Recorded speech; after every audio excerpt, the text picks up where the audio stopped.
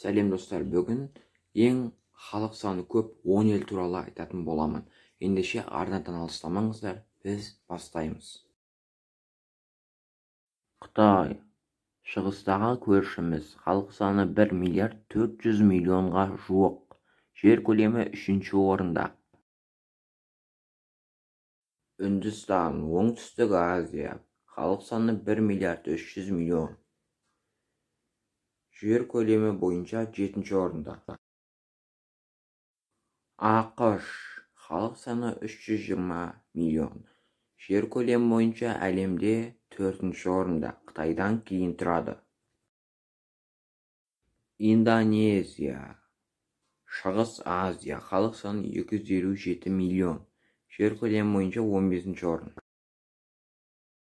Бразилия, Оңтүстік Америка материгі, халық саны 203 миллион.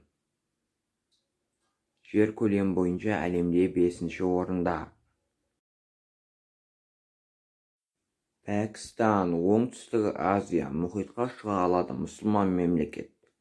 Халық саны бойынша 206 миллионды құрайды.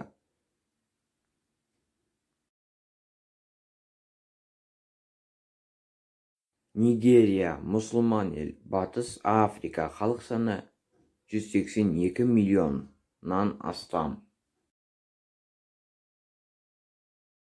Бангладеш, Оңтүстік Азия, халық саны 158 миллион, жер көлемі Тәжікстанмен бірдей.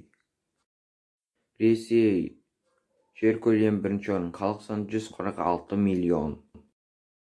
Жапония, халық саны 126 миллион, жер көлемі Өзбекстаннан кішігірім, кішкентай.